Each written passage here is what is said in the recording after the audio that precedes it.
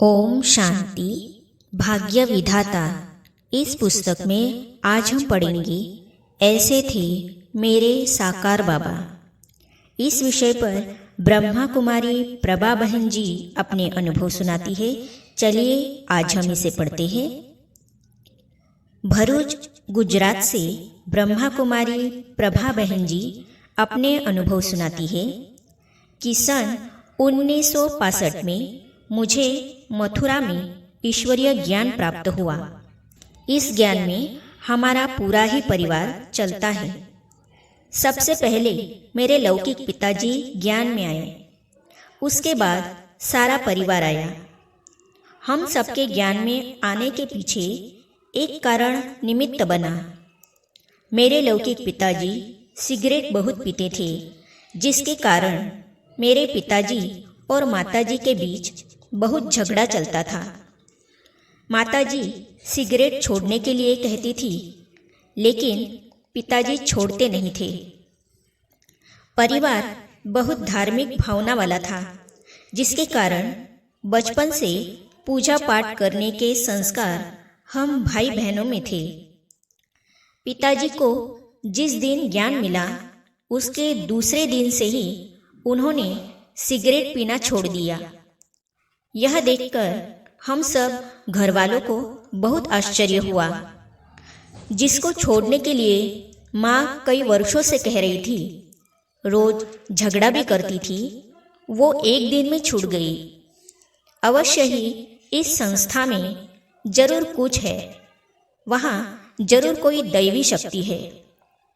मेरी माताजी पिताजी से कहने लगी कि आप जहाँ जाते हो वहाँ मुझे भी ले चलो। माँ सेंटर पर गई तो उनको भी ज्ञान बहुत अच्छा लगा। फिर हम बच्चे भी माता पिता के साथ सेंटर पर जाने लगे। जब मैं ज्ञान में आई तब मेरी उम्र 13 साल की थी।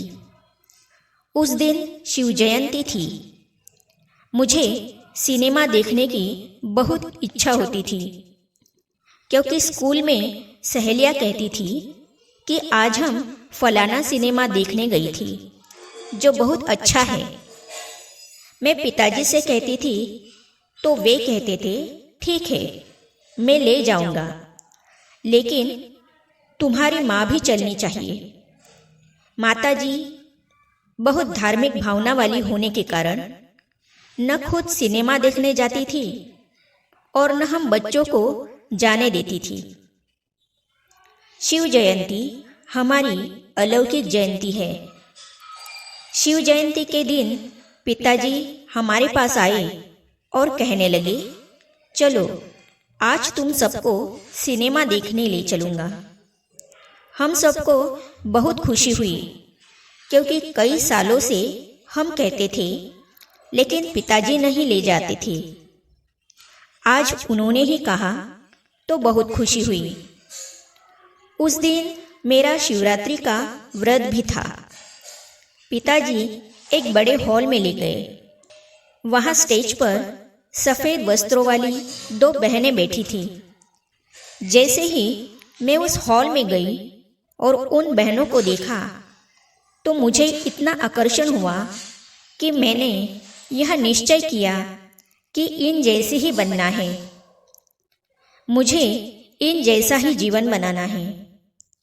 उन्होंने शिव जयंती के बारे में भाषण किया और प्रोजेक्टर शो, जिसको मेरे पिताजी ने सिनेमा कहा था, भी दिखाया गया। उसी दिन से मुझे निश्चय हो गया कि यह परमात्मा का दिया हुआ ज्ञान है। परमात्मा इस धरती पर आया हुआ है। उसके बाद हम सब रोज क्लास में जाने लगे। मुझे बचपन से ही सफ़ेद वस्त्र बहुत प्रिय थे। मेरे स्कूल की यूनिफॉर्म भी सफ़ेद ही थी। हम सब रोज क्लास में जाते रहे। 2 महीने के बाद बाबा से हमें मधुबन आने का निमंत्रण मिला, तो हम मधुबन गए। बाबा के लिए खाना बनाते बनाते ही मैंने खाना बनाना सीखा।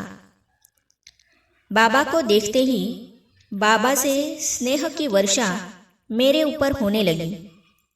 ऐसा लगा कि स्नेह के सागर ने ही मुझे अपने में समा लिया है। बाबा का रूप इतना आकर्षक था कि मैं अपने आप को भूल गई। मैंने बाबा से कहा, बाबा मुझे अभी यहाँ ही रहना है, कहीं नहीं जाना है।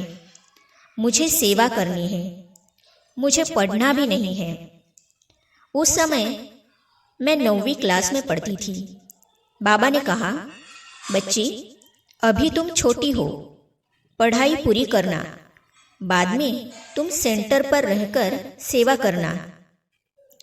जब बाबा ने ऐसे कहा तो मुझे धुन लग गई कि कैसे भी करके पढ़ाई पूरी करनी है। 2 साल ही तो है, उनको जल्दी जल्दी पूरा करके सेवा में लगना है। 9वीं और 10वीं पूरी करके मैं बाबा से मिलने मधुबन गई।